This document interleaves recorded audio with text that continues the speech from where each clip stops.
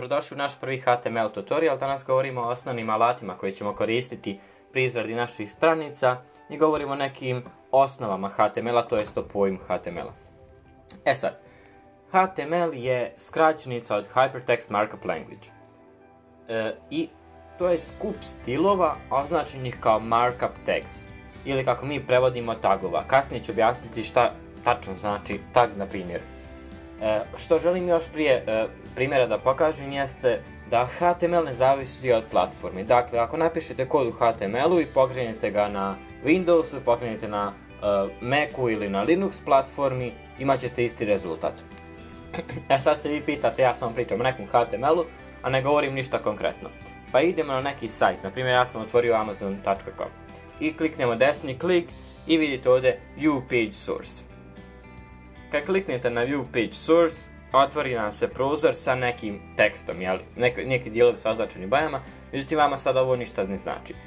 Kad prođe ovaj tutorial, vi ćete moći napraviti osnovnu stranicu i razumjeti većinu ovih stvari koje ovdje pišu u ovome tekstu. Sada se vraćamo na alate. Kako se otvara HTML dokument, to jest kako se pokreće. Ako ste radili programiranje, u programiranju u drugim programima imate neki program koji se zove compiler koji pokreće vaš kod. Ovdje za pokretanje HTML koda potreban nam je obični browser, to jest ja koristim Google Chrome, a može i Windows Explorer i on će raditi. I pored toga koristimo i Notepad++. Zašto Notepad++? Možete koristiti i obični Notepad i sačuvati kao HTML ekstenziju i opet će raditi. Ako koristite Notepad++, imate neke dodatne funkcije. Zašto sam uzeo Notepad++? Pa zato što je besplatan i mislim da je najlakše okruženje za rad. Notepad++ možete preuzeti na Google, znači samo kucate na Google Notepad++, imate Notepad++ Home i kliknete na Download i on vam otvori tu i preuzmete najnoviju verziju. Instalacija lako, pokrenete samo exe file i to je to. Kako izgleda Notepad++? Pored Notepada imate i ostale editore, da ne mislite da je Notepad ono jedini najbolji na vrhu, on je na dnu ljestvice. Pored njega imate ovakve programe kao što su Microsoft Expression Web, imate Adobe Dreamweaver, imate Coffee Cup i druge programe kao profesionalna okruženja. Sad vam se otvara ovdje nešto što se zove minimalan sadržaj HTML stranice. Sada govorio sam vam o tagovima. Dakle, kad imate ovo HTML, kad kliknete, HTML ovo ovdje između zagrada, to jest između znaka manje i veće, je tag.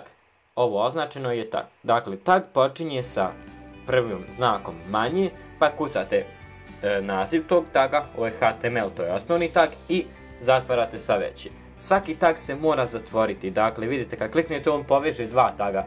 Gore prvi je otvoren, u redu 10 je zatvoren tag, znači zatvara se isti naziv, samo ispred ide još jedna kosa crta. I dakle, otvorite tag, zatvorite tag. HTML dokument je podijeljen na neka dva osnovna dijela.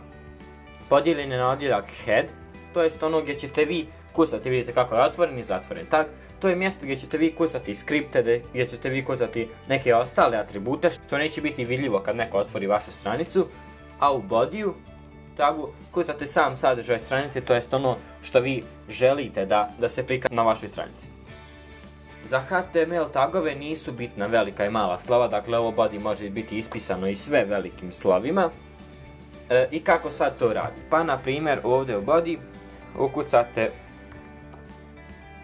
P, to je tag za paragraf, i kroz P. Većina tagova ima logične nazive, tako da ćete ih brzo zapamtiti. Napišete moj prvi tekst. Sada sačuvate ovaj tag na desktopu kao HTML, napišete moja stranica .html i sačuvate. Sada se vratimo na desktop i vidite imate ovdje tu moja stranica, otvorite vašu stranicu i tu sad piše moj tekst. Dakle, vi ste napravili vašu prvu stranicu koja ima za poruku da kaže korisniku moj prvi tekst. Za HTML sam dosta toga rekao, nisam rekao za CSS. Dakle, CSS ili Cascade Style Sheets. Dakle, CSS govori kakav će biti izgled ovih vaših tagova. Dakle, postoji tri vrste CSS-a u liniji, to je kada pišete ovdje. Znači pišete style jednako i znaci navoda. I sada ćete ovdje pisati neke osobine, to jest osobine kakav želite da bude ovaj tekst. Da li želite da bude koji font, koja veličina, koja boja teksta. Isto ovo možete pišete i u internom HTML-u, to jest odete u HTML gore u head tag i u style. Otvorite tag style, zatvorite tag style i sada ovdje pišete vaše osobine, to jest osobine ovog dole paragrafa, s tim što morate povezati preko klase ili preko ID-a, što ćemo kasnije raditi. Postoji još jedna vrsta CSS-a, a to jest eksterni, kada u neki fajl pored ovoga napišete CSS kod i sačuvate pod ekstenziju CSS i kasnije samo povežete sa ovim HTML dokumentom. To je sve što sam ja htio da objasnim za ovaj prvi HTML tutorial. Sljedeći tutorial ćemo već početi sa tagovima i sa osnovnim radnjama. Ako vam se svidio ovaj YouTube video, pratite nas na Twitteru, lajkujte našu stranicu na Facebooku i obavezno subscribeujte na naš channel. Pozdrav svima od ITRS tutorial grupe i vidimo se u sljedećem videu.